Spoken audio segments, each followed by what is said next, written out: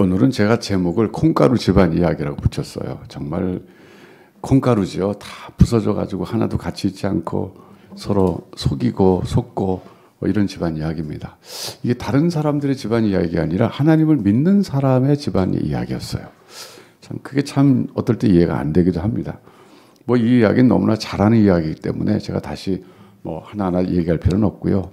여기서 우리가 좀 봐야 될 점들만 몇 가지 좀 보면서 교훈을 받고 또 기도하려고 합니다.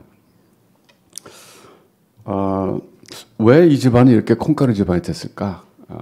말하자면 아들과 엄마가 짜고 아빠와 형을 속였습니다. 그러니까 리브가와 야곱이 서로 짜가지고 이삭과 에서를 속인 거죠. 신앙의 수준이 달라서 그랬다. 그렇게 말할 수 있어요. 이게 중요한 포인트입니다. 신앙의 수준이 달랐다.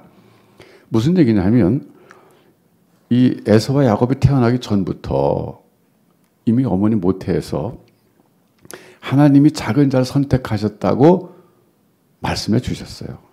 그건 뭐 제가 전에 말씀드렸지만 아브라함을 통해서 말씀해 주셨을 것이다 라고 추측을 했습니다. 아마 사실 거예요. 왜냐하면 그 당시에 아브라함이 살아 계셨거든요. 아브라함은 그 집안의 족장이면서 가장이면서도 또 선지자였거든요. 그러니까 하나님께서 아브라함을 통해서 당신의 뜻을 이 리브가와 이삭에게 알려줬을 겁니다. 그러니까 태어나기 전부터 이삭과 리브가는 형이 아우를 섬길 것이다 이걸 미리 알았어요. 그러니까 신앙의 수준이 달랐다는 건 뭐냐면 그걸 액면 그대로 받아들인 사람은 리브가였고 그것을 인간적으로 거절하면서 받아들이지 않은 사람은 이삭이었다는 겁니다.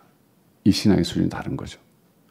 어떨 때 우리가 하나님의 말씀을 받을 때 받기 어려운 말씀이 있어요. 특별히 나의 특정한 상황 속에서 내가 처한 특정한 상황 속에서는 도저히 받기 어려운 말씀들이 있어요. 근데 그것을 그대로 받는 것이 믿음입니다. 이것이 리브가의 믿음이었어요. 거기에 비해서 이삭은 나름대로 변형시켰습니다. 그러니까 에서를 축복하려고 그러잖아요. 그러니까 나이 많아서 이제 눈이 어두워졌어요. 그러니까 에서에게 말했죠. 자, 사냥 좀 해와라. 내가 맛있는 그 별미를 네가 만들어주면 먹고 내가 마음껏 내게 축복해 주겠다. 이거는 이삭이 잘못한 거예요. 아무리 인간적으로는 그렇게 하고 싶어도 하나님의 뜻은 야곱이 아니라 에서가 아니라 야곱을 선택하셨다는 것을 알고 믿음으로 그것을 자기만 받아들일 뿐만 아니라 에서를 이해시키고 교육했었어야만 합니다. 아버지로서 그걸 못한 거예요. 예. 그래서 오히려 자기 마음대로 하나님의 뜻을 거스려 가면서 에서를 축복하겠다 그랬어요. 근데 그 얘기를 리브가가 들은 거죠. 리브가 입장에서는 큰일 났다 싶은 거예요. 만일에 에서가 사냥한 별미를 먹고 에서를 축복해주면 하나님의 뜻이 이루어지지 않는다고 생각한 거죠. 이것도 리브가의 문제점이에요. 사실은 그냥 let it go 놔뒀어야만 했어요. 그냥 이삭이 하려는 대로 에서가 하려는 대로 이삭과 에서가 하려는 대로 내버려 뒀으면 하나님이 하나님의 방법으로 야곱을 축복해 주셨을 거예요. 근데 그걸 못 참은 거죠. 그래서 결과적으로는 야곱을 불러다가 지금 내가 위기의 순간이다. 하나님 분명히 너를 축복하시겠다고 그러고 너를 장자로 세우셨는데 아버지가 그걸 거스르려고 한다. 어떻게 해야 되느냐? 이럴 때는 우리가 인간적인 방법으로 이거를 하나님 뜻대로 해봐야 된다. 이 방법이 사실 잘못된 거였어요. 그때 야곱이 무서워하잖아요. 아니 에서는 털이 많아갖고 아버지가 눈은 안 보이지만 나 만져봐서 매끈매끈한 나를 알아볼 텐데 그럼 나에게 저주하면 내가 어떻게 됩니까? 그랬더니 리브가가 뭐라 그랬어요? 그 저주는 내게 돌리라 그랬어요. 어머니의 모성인 것 같으면서도 또 한편 신앙인 것도 같아요. 참 헷갈리는 부분입니다. 어떻게 하든지 리브가는 하나님의 뜻을 이루려고 했는데 이 문제는 그것이 하나님의 방법이 아니라 자기 인간적인 방법으로 이루려고 했다는 거예요. 여러분 이게 굉장히 중요한 포인트예요. 제가 보니까 많은 하나님의 사역자들이 하나님의 일을 합니다. 하나님이 하라고 하시는 하는데 하나님의 방법대로 하지 않고 인간적인 방법으로 하다가 실패하는 경우가 참 많습니다.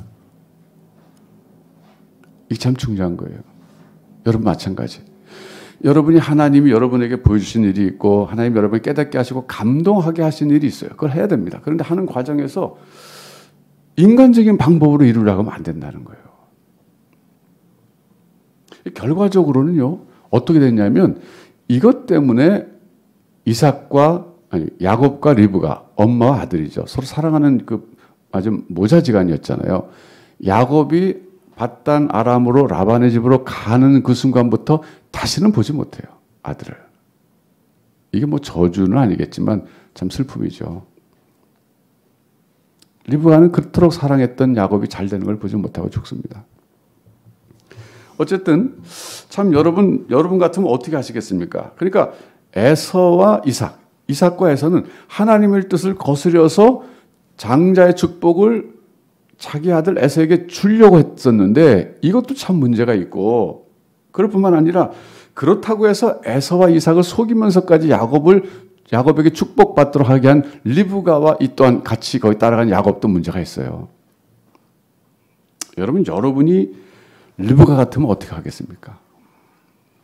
리브가는 처녀 시절부터 굉장히 똑똑했어요. 총명했습니다. 엘리에셀이 처음에 자기 집에 왔을 때, 우물가에서 만났을 때 얼마나 참 총명하고 지혜롭게 행동합니까? 또 신앙도 좋았어요. 그러니까 하나님께서 자기 그 배우자를 준비해 놓으셨다는 걸 알자마자 아버지가, 오빠가 아무리 만류해도 그냥 떠나잖아요. 이 대범한 여인이에요. 그러니까 굉장히 참 이럴 때 리브가 답게 행동한 거예요. 어떻게 보면 평소에 똑똑하고 총명하고 신앙이 있죠. 이게 합해져 가지고 오늘 이렇게 에서와 이삭과 에서를 속이는 것까지 할 수 있었던 겁니다. 그러니까 리브가의 기질과 그의 자라나는 환경과 살아온 인생을 볼 때는 이렇게 충분히 할 수 있는 여인이에요.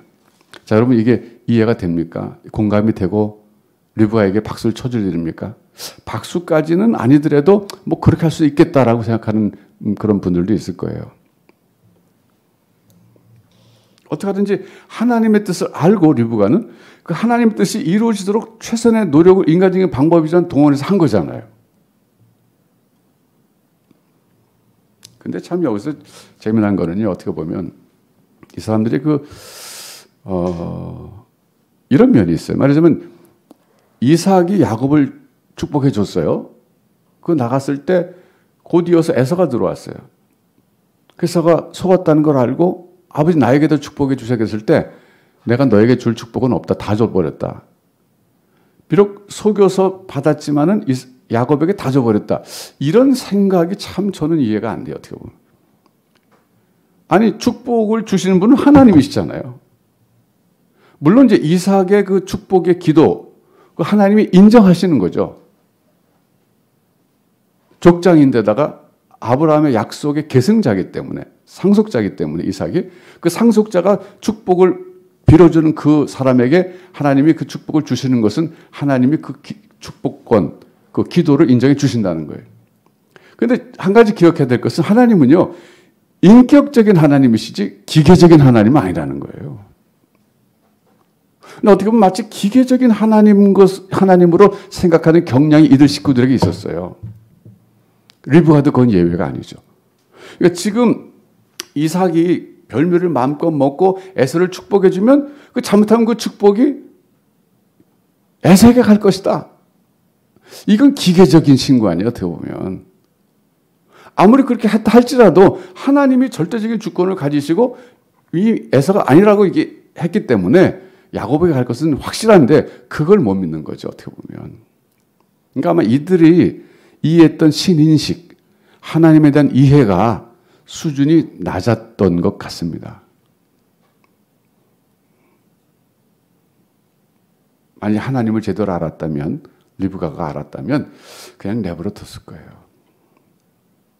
하나님은 하나님의 영광을 위해서, 하나님의 이름을 위해서 하나님 스스로 하나님 하시고자 하시는 일은 반드시 이루시는 분이십니다.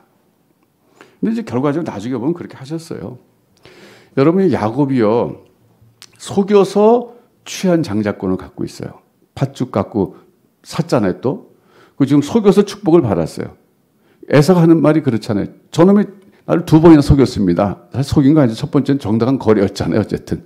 속인 건 아니었어요. 그때 장자권을 속여서 빼앗았다 그랬어요. 에서가 말은 그렇게 했죠. 그 다음에 이번에 내 축복권을 아버지로부터 축복기들 속여서 받았습니다. 이랬어요.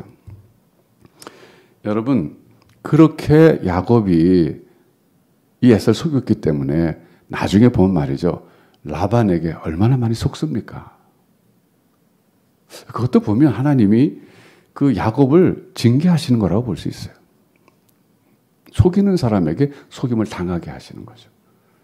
그리고 나중에 보면 이 속여서 취한 장자권 갖고서는 안 된다는 것을 입증해 보인 사건이 야복강가의 그 씨름하는 기도였어요. 결국은 속여서 취한 권리를 가지고는 가나안 땅에 들어갈 수 없다 그래서 하나님의 사자가 나타나서 거기 막아선 거거든요. 그때 나를 축복하지 않으면 나는 도저히 내가 이 손을 놓을 수 없습니다. 그래서 환도뼈가 막 부러지는데도 붙잡고 씨름해서 이겼잖아요. 그때 이름이 이스라엘 됐잖아요.